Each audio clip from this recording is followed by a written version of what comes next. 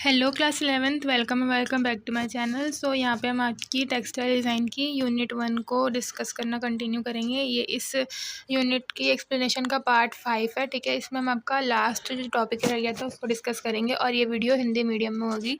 तो सबसे पहले आप देखो, आपका जो फर्स्ट यूनिट का 9th टॉपिक है ना, कपड़ा रेशे और गुण, तो 4th पार्ट में मैंने आपको ऊन तक एक्सप्लेन कर दिया था और इस वाले पार्ट में हम ये लास्ट के जो रह गए हैं ना फाइबर्स वो डिस्कस करेंगे, इनके क्वालिटीज़ और इनके बारे में जानेंगे, रेशो के बारे में, ठीक है। तो सबसे पहले आपका है विस्कोस रेयॉन।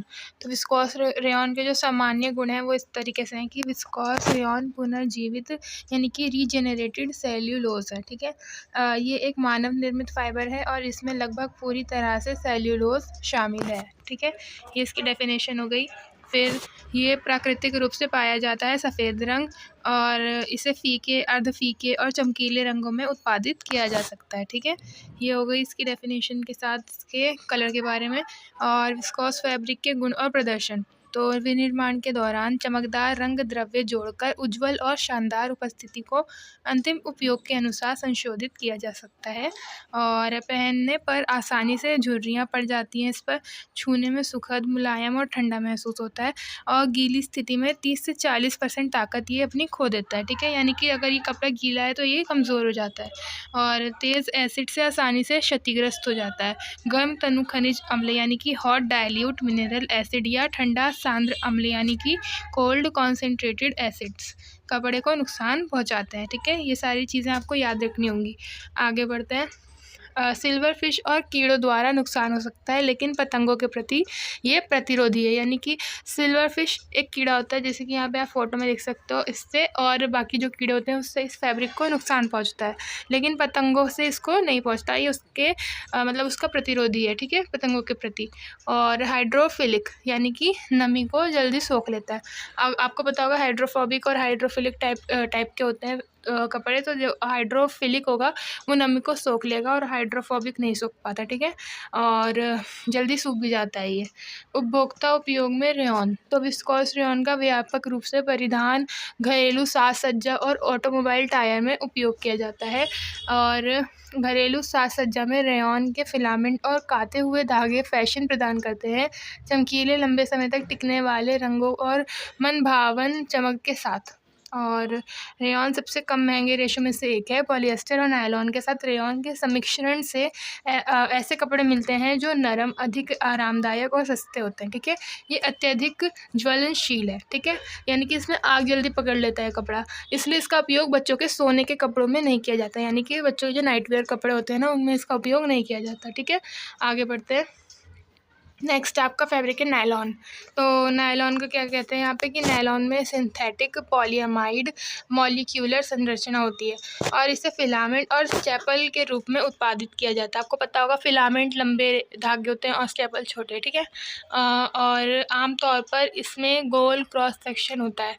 इसकी संरचना की बात हो रही है, लेकिन इसे किसी भी आकार में ढाला जा सकता है, ठीक है। एक नायलॉन के कपड़े नायलॉन फाइबर से बनी एक रस्सी का यहाँ पे एग्जाम्पल है, ठीक है।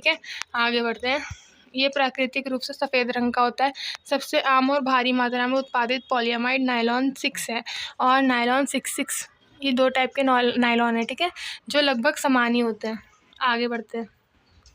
उच्च प्राकृतिक चमक, लेकिन मतलब ये नायलॉन की बात हो रही है, इसकी उच्च प्राकृतिक चमक होती है लेकिन इसकी चमक भी फीकी पड़ सकती है।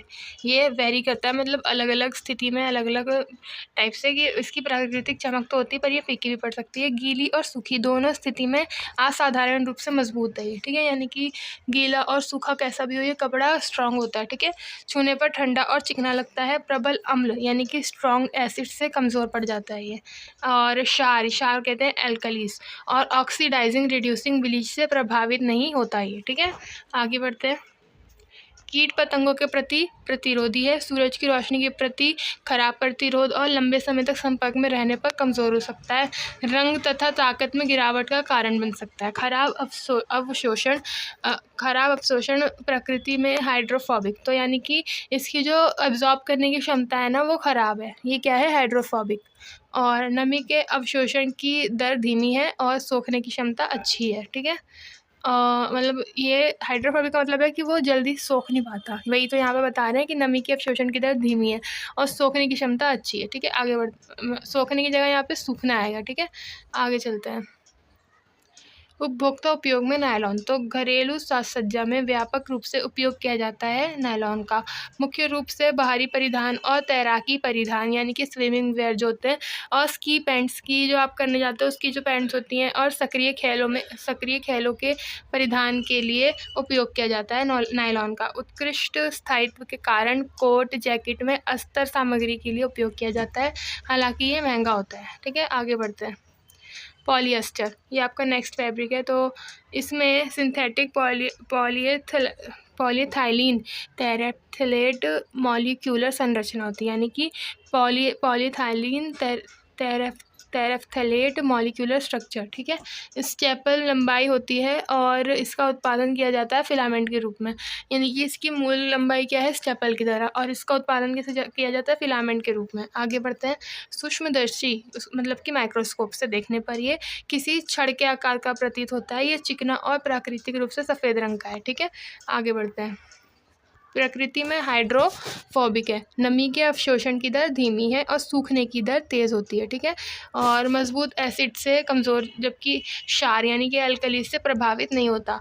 ऑक्सीकरण से प्रभावित नहीं है, लेकिन हो सकता है कि क्लोरीन या मजबूत ऑक्सीकरण वाले बीज से नुकसान हो सकता है इसको। ठीक है, कीट पतंगों के प्रति प्रतिरोधी और सूर्य के प्रकाश का खराब प्रतिरोध। ठीक है, आगे बढ़ते हैं। यानी कि सूर्य की रोशनी से इस पर खराब प्रतिरोध पड़ सकता है, मतलब इस पर असर पड़ सकता है, इसका रंग वगैरह इफेक्ट हो सकता है। ठीक है, उपभोक्ता उपयोग में पॉलिएस्टर, काते हुए धागे को कपास और रेयॉन के साथ मिश्रित किया जाता है, जिससे ये झुर्रियों से मुक्त कपड़ा बन जाता है। कांच के पर्दों यानी कि कांच के आगे जो पर्दे लगाते हैं, कांच के पर्दों में फिलामेंट यान के कपड़ों का उपयोग किया जाता है, क्योंकि पॉलिएस्टर में उत्कृष्ट रोशनी प्रतिरोध की क्षमता होती है, यानी कि ये रोशनी को रोकने में अच्छा काम करता है। ठीक है, आगे बढ़ते हैं। एक्रिलिक आपका नेक्स्ट फैब्रिक है, फाइबर है। ये एक निर्मित फाइबर है और वज़न के हिसाब से कम 85% एक्रिलोनाइट्राइल इकाइयों यानी कि एक्राइलोनाइट्राइल यूनिट से बना होता है। ये है गोल क्रॉस सेक्शन या बेल के आकार के क्रॉस अनुभाग के साथ स्टेपल और फिलामेंट फाइबर दोनों में उत्पादित होता है, और ये सफ़ेद या ऑफ वाइट रंग में पाया जाता है। ठीक है, आगे बढ़ते हैं। रूप ऊन के समान है इसका। ठीक है, एक्रिलिक फाइबर आपने देखे होंगे, ऊन के जैसा लगते हैं, धीमी गति से अवशोषण और जल्दी सूखना, गीली या सूखी दोनों स्थिति में मजबूत, सभी घरेलू ब्लीच द्वारा सुरक्षित रूप से ब्लीच किया जा सकता है, खनिज एसिड, क्षार और कार्बनिक सॉल्वेंट्स के लिए अच्छा प्रतिरोध करता है। ठीक है, और सूरज की रोशनी और मौसम के प्रति उत्कृष्ट प्रतिरोध, यानी कि रोशनी जो सूरज की होगी और मौसम वगैरह से भी इससे ज़्यादा असर नहीं पड़ता। मोटे मुलायम भारी से हल्के कपड़े का उत्पादन और गर्म कपड़े बनाने के लिए उपयोग किया जाता है। शरद ऋतु के लिए इसके गर्म कपड़े बनाने में उपयोग करे जाते हैं, और लौ जो होती है उसके प्रति अच्छा प्रतिरोध। नेक्स्ट हमारा रेशा है स्पेंडेक्स, यानी कि लाइक्रा। ठीक है, ऐसे लाइक्रा और स्पेंडेक्स दोनों तरीके से लिखा गया है यहाँ पे। और इसमें खंडित पॉलीयूरेथेन सिंथेटिक मॉलिक्यूलर संरचना होती है, यानी कि segmented polyurethane synthetic molecular structure है। ठीक है, और क्रॉस सेक्शन जो है इसका, अगर आप माइक्रोस्कोप से देखें इसे, तो वो कैसी शेप की लगती है, कुत्ते की हड्डी या मूंगफली के आकार की। ठीक है, डॉग बोन और पीनट शेप की, और मतलब इन दोनों में से भिन्न होती है, और ये है मोनोफिलामेंट मल्टीफिलामेंट के रूप में उत्पादित। इसका क्या मतलब है, या तो ये मोनोफिलामेंट होगी यानी सिंगल फिलामेंट, या मल्टीफिलामेंट के रूप में उत्पादित। ठीक है, यहाँ पे मैंने आपको क्या बताया कि या तो इसका क्रॉस सेक्शन कुत्ते की हड्डी के शेप का होगा, डॉग बोन की शेप का, या पीनट। ठीक है, इन दोनों में से भिन्न, दोनों में से कुछ एक होगा, और इनके जैसा, और मोनोफिलामेंट है या फिर मल्टीफिलामेंट रूप में उत्पादित होता है ये। ठीक है, और आगे बढ़ते हैं। घरेलू ब्लीचर अधिकांश अम्लों के प्रति अच्छा प्रतिरोध है इसका, लेकिन गर्म क्षार यानी एल्कलीज जो होते हैं द्वारा क्षतिग्रस्त हो जाते हैं। ये ड्राई क्लीनिंग सॉल्वेंट्स के प्रति प्रतिरोधी है। टूटने से पहले रेशे को कम से कम आप 200% तक खींच सकते हो, ठीक है। यानी कि इतनी इसमें अच्छी स्ट्रेंथ है कि आप इस मतलब स्ट्रेचेबल है कि आप इसको इतना खींच सकते हो तब तक ये टूटे ना, 200% तक। लंबे समय तक हवा के संपर्क में रहने से सफ़ेद स्पेंडेक्स पीला हो जाता है। इस्त्री अगर आप इसको इस्त्री कर रहे हो तो आप इसको कम तापमान में करोगे, ठीक है, और जल्दी करोगे, मतलब इसमें आपको ज़्यादा टाइम नहीं लगाना। और ख़राब अवशोषण है इसका, यानी कि इसकी सोखने की क्षमता ख़राब है। लंबे समय तक हवा के संपर्क में रहने से सफ़ेद स्पेंडेक्स पीला हो जाता है। अच्छा, सेम चीज़ यहाँ पे। और इसका कहाँ उपयोग होता है? स्विम वेयर, इनर वियर और एक्टिव स्पोर्ट्स वेयर में लाइक्रा का मतलब क्या होगा कि फिटिंग वाले कपड़े उपलब्ध कराना, ठीक है, आराम और आवाजाही की स्वतंत्रता के साथ। यानी कि अगर आप ये कपड़े लाइक्रा वाले पहनते हो तो वो आपको कंफर्टेबल लगते हैं, क्यों? क्योंकि वो फिटिंग के होते हैं, ठीक है। इससे आपको मूवमेंट करने में आसानी होती है, ठीक है। और आप अपना जैसे स्पोर्ट्स वेयर में आपको कपड़े चाहिए होते हैं और इनर वियर टाइप के स्विम वेयर, तो ये कपड़े लाइक्रा से इसलिए बनाए जाते हैं, ठीक है। आपको ये यूनिट समझ में आ गई होगी। आपकी यूनिट 1 का लास्ट टॉपिक था ये। आई होप आपको ये कंटेंट हेल्पफुल लगे और आप वीडियो को लाइक करें अगर ये आपके लिए हेल्पफुल हो, चैनल को सब्सक्राइब करें। Thank you for watching.